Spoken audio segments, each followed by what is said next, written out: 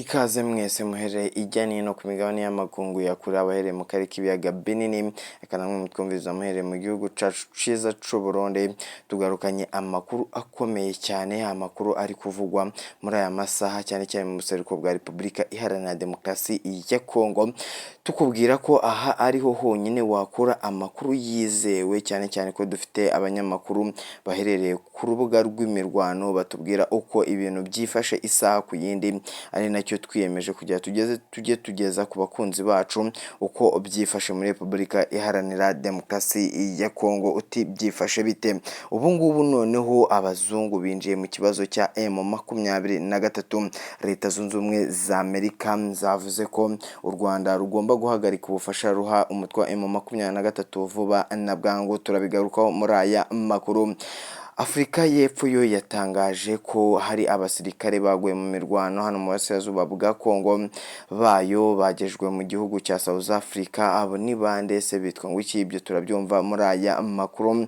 Turaza no kukubwira ko intare za Sarambwe nazo zikataje mu rugamba zihanganyemo n'umutwe wa M23. Ayo ni amakuru cyane ubu udakwiye gucikwa. Ubu M23 yasatiye noneho umujyi wa Goma, nubwo biri kuvugwa ko abasirikare ba FARDC bagose uyu mujyi ndetse n'ikibuga cy'indege. Ibi byose nibyo tugiye kugarukaho muri aya makuru. N'abatindiye rero twihuse cyane duhere kuri iyi nkuru ikomeye cyane ya Leta Zunze Ubumwe za Amerika. Minisiteri y'Ububanyi n'Amahanga uyihagarariye Mutiyu Mira ahagarariye Minisiteri y'Ububanyi n'Amahanga ya Leta Zunze Ubumwe za Amerika, yavuze ko adashyigikiye u Rwanda mu kuba ruri gutera inkunga umutwe wa M23. Leta Zunze Ubumwe za Amerika zashingiye ku birego Tshisekedi akomeza gutanga mu ruhando mpuzamahanga yuko umutwe wa M23 iterwa inkunga n'igihugu cy'u Rwanda.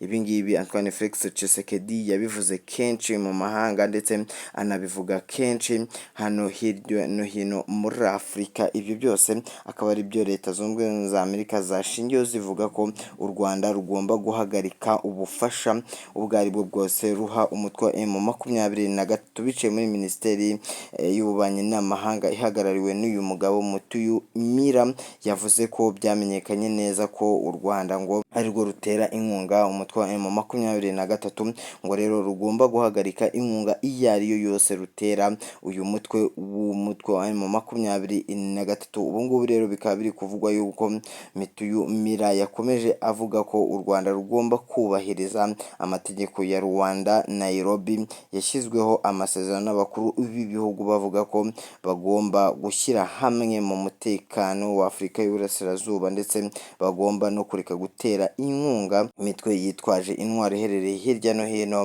mu burasirazuba bwa Afurika. Ubu ngubu rero biri kuvuga ko ubu ngubu Leta Zunze Ubumwe za Amerika zinjiye mu kibazo cya Kongo byimbitse, dore ko ngo zigiye kwinjira mpaka iki kibazo kirangiye, nk'uko Antoine Felix Tshisekedi yakomeje kugenda abivuga.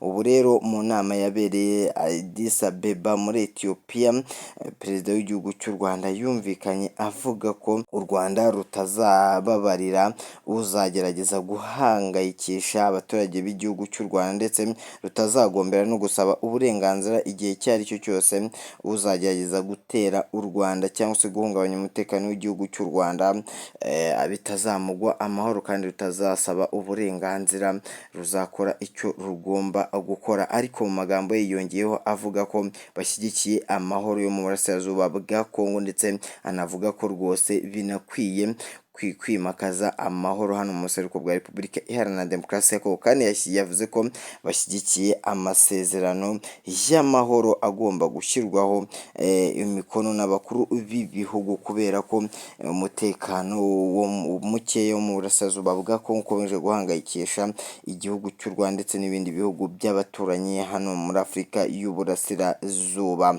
Addis Abeba habereye ibintu bigiye bikomeye cyane, dore ko haba habaye inama ya African Union, ikaba rero yaravuze ku bintu bigiye bitandukanye bijyanye n'umutekano mu burasirazuba bwa Kongo. Bikaba byemejwe neza ko ubu bagiye gushakira hamwe umuti w'ikibazo kiri mu burasirazuba bwa Kongo. Ubu ngubu rero biyemeje ko kigiye kwigaho ndetse hagakorwa iperereza ryimbitse cyane kuri ibi bibazo bikomeje guhangayikisha igihugu cya Repubulika Iharanira Demokarasi ya Kongo, ndetse bikomeje kuzambya umubano w'igihugu cy'u Rwanda ndetse na Repubulika Iharanira Demokarasi ya Kongo. Iyi nama yanzuye byinshi, dore ko habayeho akanama ka Afurika y'Epfo, igihugu cy'u Rwanda, igihugu cya Repubulika Iharanira Demokarasi ya Kongo, icya Kenya ndetse n'icy'u Burundi. Nubwo kitabashe kwitabira iyi nama, perezida w'igihugu cy'u Burundi nyakubahwa Evariste Ndayishimiye yari afite ikibazo ntiyitabira iyi nama, ikibazo cy'amagara ye atifashe neza. Ariko mu myanzuro yavuyemo banzuye ko bagiye kureba byinshi mu bijyanye n'iyi mirwano iri kubera hano mu buseruko bwa Repubulika Iharanira Demokarasi ya Kongo, bakishyiraho iperereza ry'ibanga rigiye gukurikirana ibi bibazo mu by'ukuri, bagashaka umuti uhagarika iki kibazo cyo mu buseruko bwa Repubulika Iharanira Demokarasi ya Kongo. Andi makuru atugeraho turi guhabwa n'abamenyeshamakuru bacu baherereye ijya nino, nuko ubu South Africa, Afurika y'Epfo yamaze gutangaza abasirikare baguye hano mu mirwano bageze muri Afurika y'Epfo. Imirambo yabo ikaba yagejejwe mu gihugu cyabo, bagiye gushyingurwa nk'intwari nk'abasirikare b'igihugu baguye ku rugamba. Abo rero Afurika y'Epfo yatangaje amazina yabo, harimo Kapiteni Simoni Mukuru, uwo niwe wa mbere, hakabamo na Kabange Koloneli Simori akuwo akaba uwa kabiri. Sadek rero ikomeje kuburira abasirikare muri iyi mirwano ihanganyemo n'intare za Sarambwe bikomeye cyane. South Africa rero yashyize umukono kuri iri tangazo, ivuga ko ubu ngubu imirambo yageze mu gihugu cya South Africa vuba yahagejejwe, igiye gukorerwa icyo bigomba gukora, kuyishyingura ndetse no gukorerwa isuzuma ngo barebe neza uko byagenze. Murabizi ko nta murambo n'umwe udakorerwa isuzuma nyuma yo kuba bawushyingura. Ibi ngibi rero byagarutswe na South Africa ubwo yatangazaga ibi ngibi babinyujije ku rubuga rwabo rwa X.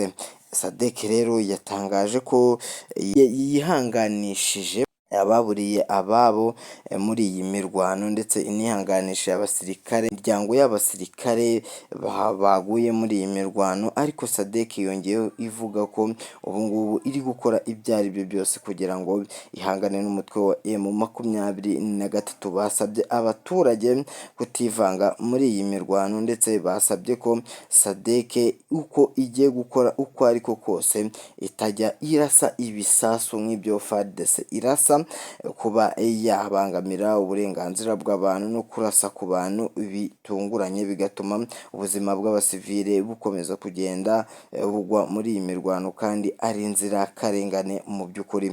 Ubu ngubu rero biri gutangazwa ko Sadek yakajije umurego cyane cyane, dore ko biri kuvugwa ko ubu noneho uri kwisuganya mu mirwano yatangiye uyu munsi, imirwano ikomeye cyane yahuje FARDC. Uko byifashe umunyamakuru wacu uherereye hano mu buseruko bwa Repubulika Iharanira Demokarasi ya Kongo yatubwiye ko ubu ngubu M23 yasatiye umujyi wa Goma ndetse n'ikibuga cy'indege mpuzamahanga giherereye hano mu buseruko bwa Repubulika Iharanira Demokarasi ya Kongo. Biri gutangazwa ko neza umutwe wa M23 ukomeje kurusha imbaraga, bigaragara Sadek, ingabo za Tanzania, iz'u Burundi, MONUSCO, abacancuro, FARDC, Wazalendo n'indi mitwe yitwaje intwaro nka FDLR. Ibyo byose bikaba biri guhangana n'umutwe wa M23, ariko uko bigenze mu kanya nuko barasanyeho gato ngo muri uyu munsi ntago urugamba rwakomeye cyane, usibye ko hari abasirikare ba Wazalendo ndetse n'aba FARDC bitambitse M23 bari bafite ibirindiro hariya mu bice bigana hariya muri Sake, dore ko Sake kugera hariya Goma ari ibirometero bike cyane, bigera kuri 20, ni ibirometero bike. Ubwo rero M23 yakoraga patrouille ihura n'abo basirikare bararasana. Abo basirikare biravugwa yuko rero babonye bikomeye cyane bakurira imodoka bakihuta cyane basubira inyuma bakareka kwitambika umutwe wa M23. Umutwe wa M23 bikomeje kugaragaza ko ukomeje kwigaragaza ku ruhando mpuzamahanga kubera ibingibi bikomeje kubera hano ubuseruko bwa Repubulika Iharanira Demokarasi ya Kongo. Andi makuru atugeraho nuko tayari igihugu cy'u Rwanda cyamajije guhakana ibingibi biri gutangazwa na Leta Zunze Ubumwe za Amerika. Igihugu cy'u Rwanda kiri kuvuga ko ibingibi bireba abakongomani mu by'ukuri bitareba igihugu cy'u Rwanda, kandi bavuze ko nubwo leta iharanira demokarasi ya Kongo ikomeza gushinja igihugu cy'u Rwanda, u Rwanda rwo rukavuga ko nta nyungu na zinyeya bafite hano mu mutekano muke wa Repubulika Iharanira Demokarasi ya Kongo. Ibingibi u Rwanda rwabitangaje kuva kera cyane, rukavuga yuko nta ruhare na rutoya rufite muri iyi mirwano iri kubera mu buseruko bwa Kongo. Ibiriya ari ibibazo by'abakongomani nyine bakicaye bakabiganiraho bakabikemura,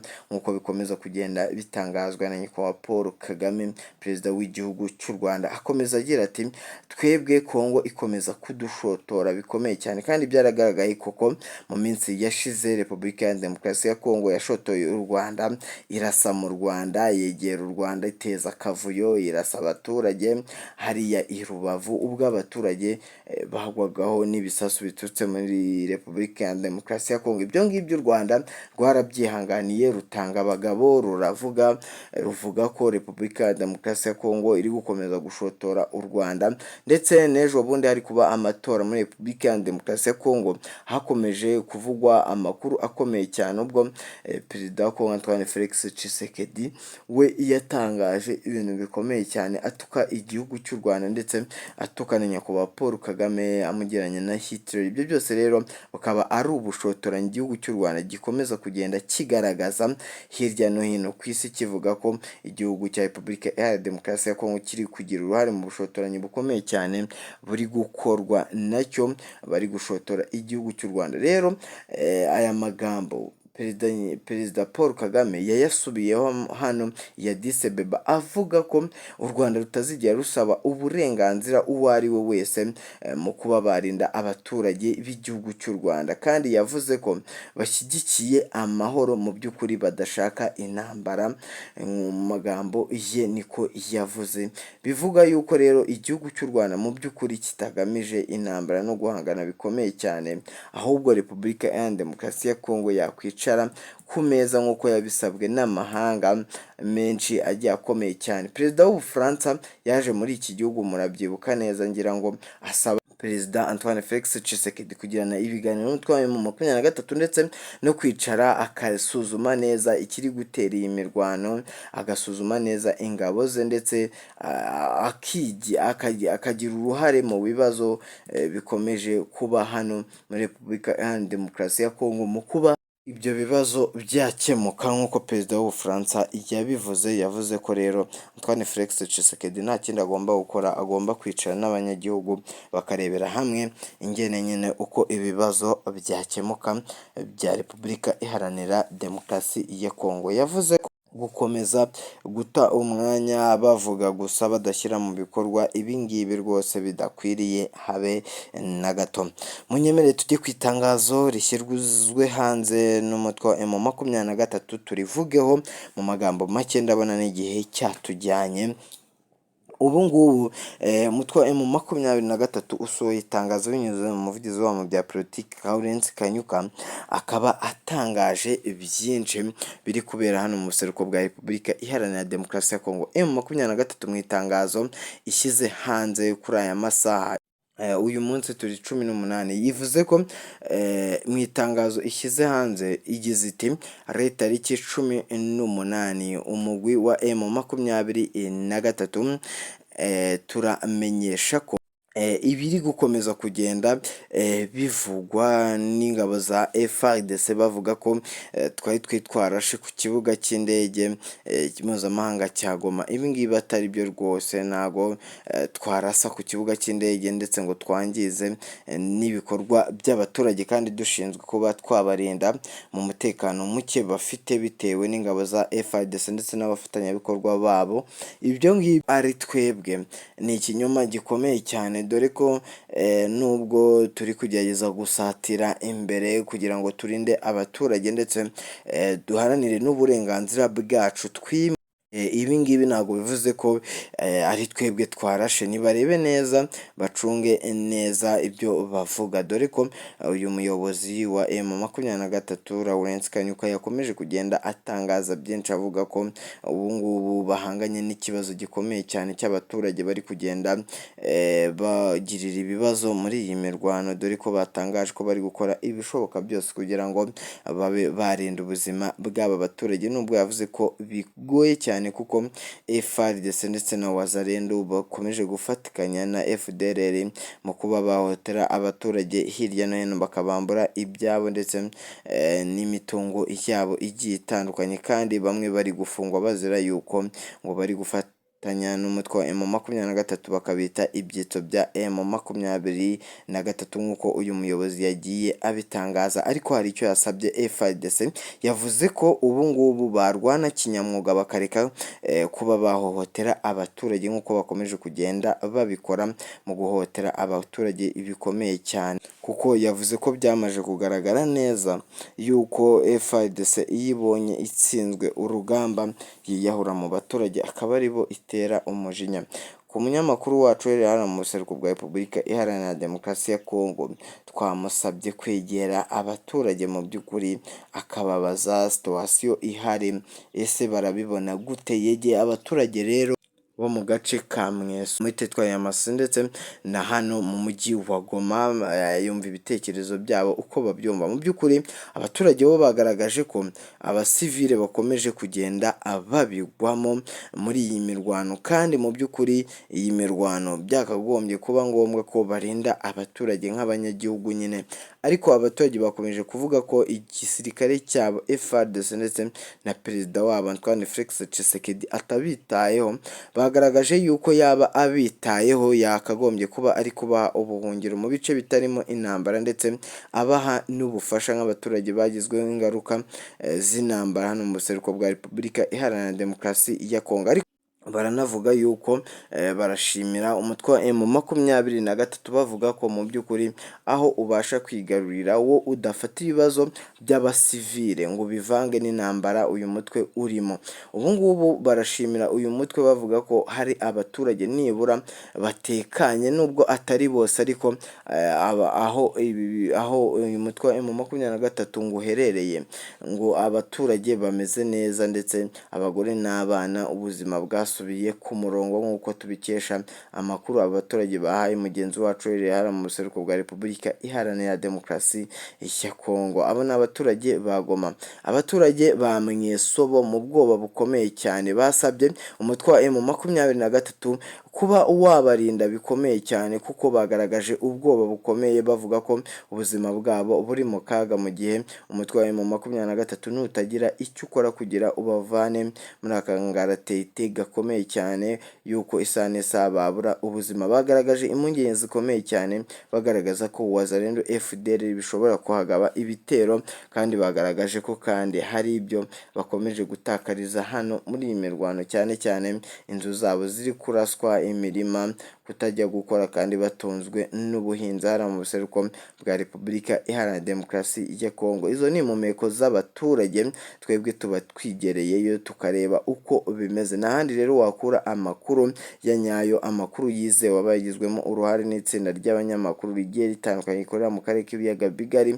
Usibye aha honyine, icyo usabwa ni kimwe, raba munsi ya video uracubona ijambo sabone ofyonde ko hamuracubona nyine ni nakazogeranya nako vyonde ko tuje turabana mu makuru n'ibiganiro tubashitsa ko bya misi yose biciye kuri imbonesha kure yanyu ikaba ni yacu. Ciao ciao, mwakoze kubana natwe mwebwe mwese muherere ijya nino.